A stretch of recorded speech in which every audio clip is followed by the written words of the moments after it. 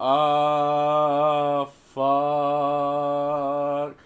Did anyone know there was a Call of Duty League? Like an esport thing? I doubt anyone cares. Like, it's like, okay, what are the biggest esports? I guess, like, Valorant, Smash will always be big. Melee, either it's Melee or, other derivatives of Smash. I guess there's a Brawlhalla. Esports. Like, esports is all the rave, like, 3 or 4 years ago. But nowadays, the only esport orgs that manage to make it are, like, content created orgs, right?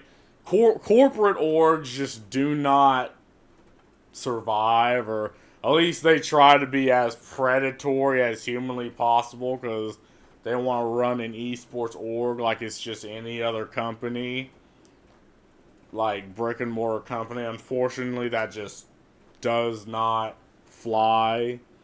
So you see, like, I think it's League of Legends, which is an org, gets shafted. Well, or at least, was it League of Legends?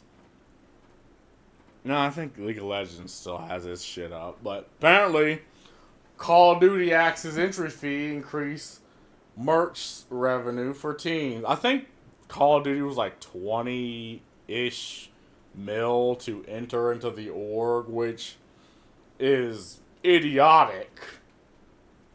I mean, well, let's just read this. Massive changes are coming to Call of Duty Esports as CDL looks to build a sustainable future. Call of Duty is one of gaming's biggest franchises, and its esports counterpart, Call of Duty League, has been looking to compete with the world's most popular esports. Founded in 2020, Call of Duty has seen a lot. Call of Duty League. Oh, I thought I said founded in 2020, Call of Duty. I'm like, wait a minute, hold on. Call of Duty League has seen a lot of changes over its short lifespan, and it's now set for its greatest evolution yet. Call of Duty League has announced sweeping changes to its operations, including the decision to do away with entry fees for team owners. Call of Duty League GM Daniel Tsay announced the numerous changes coming to Call of Duty League in a community update this morning. Chief among the changes is the CDL will be scrapping entry fees for the league. Previously, teams were required to pay $25 million to enter. I don't know how the fuck that's legitimately a shit ton of money to join a dying brand, which is esports nowadays. Furthermore, CDL will be refunding teams that have already paid them. They'll be fucking refunding them that have already paid the fee. What the fuck? See, that never happened. They'd have to just take the fucking money. Like, I'm surprised they're refunding any of that money. Next up, teams will receive increased revenue for merchandise and in-game bundle sales. Say explains that this change will help teams drive their own financial success.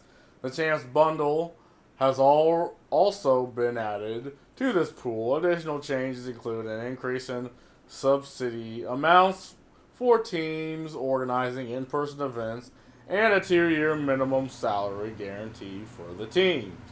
With these changes coming down the pipe, it'll be interesting to see they generate new interest in the CD. Okay, that's odd.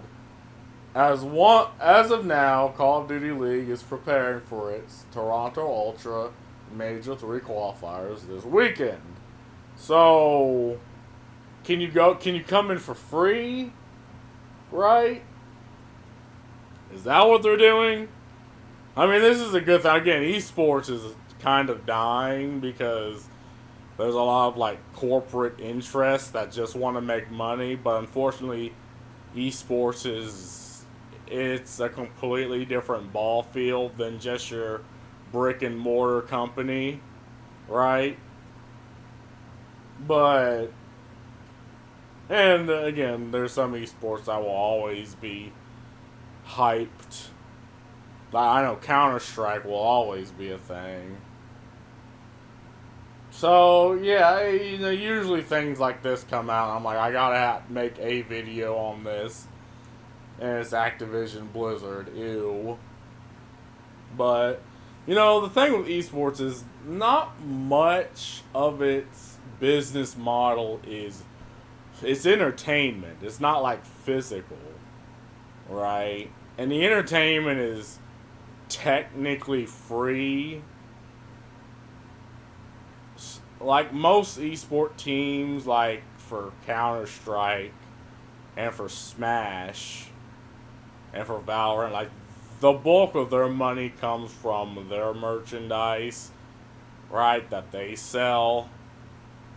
And I know that when some companies got like streamers into their orgs, right? Companies were, entitled to what, 30 or 40% of the money streamers made in the esports, even when they streamed the game, like whatever content, which was idiot, which boggled my mind. It's like, okay, so even if they streaming was outside of any esport action, they were still entitled to that money, and that boggled my fucking mind.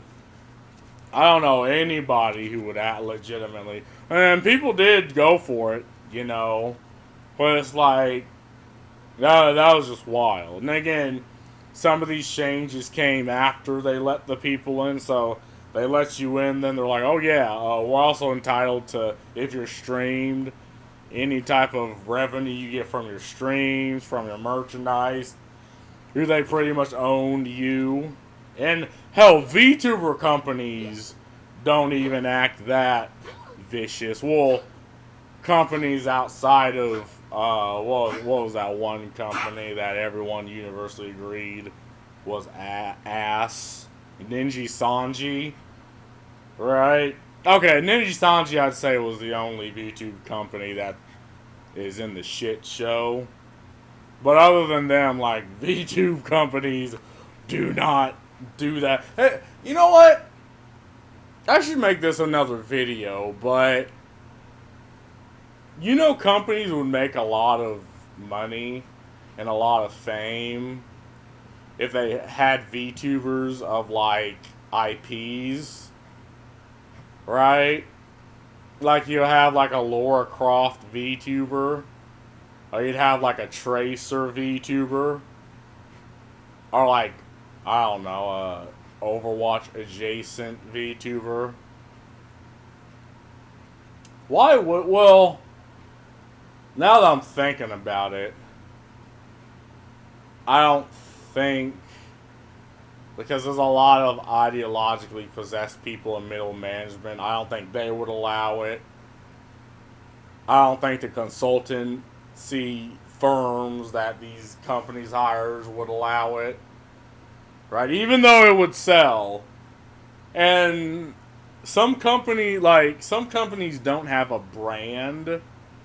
Like, some companies don't have an attractive female pixel they could throw on the screen, like Ubisoft. Like, they used to, but what is a VTuber for, like, Ubisoft? Right, that would make you be hard. I don't know. Like, okay, now I'm legitimately thinking about this. Like, why wouldn't they allow that? Huh. But anyway, again, I guess Call of Duty, I don't know what they're, well, I don't know what all, well, it's Blizzard Activision, so I think you'd have Tracer and, like, military bullshit. I don't know. I'm getting off topic and going in the reeds. Besides, there's really nothing else I can say about this other than I'm surprised esport leagues are still a fucking thing owned by companies. But anyway, y'all have fun. Peace.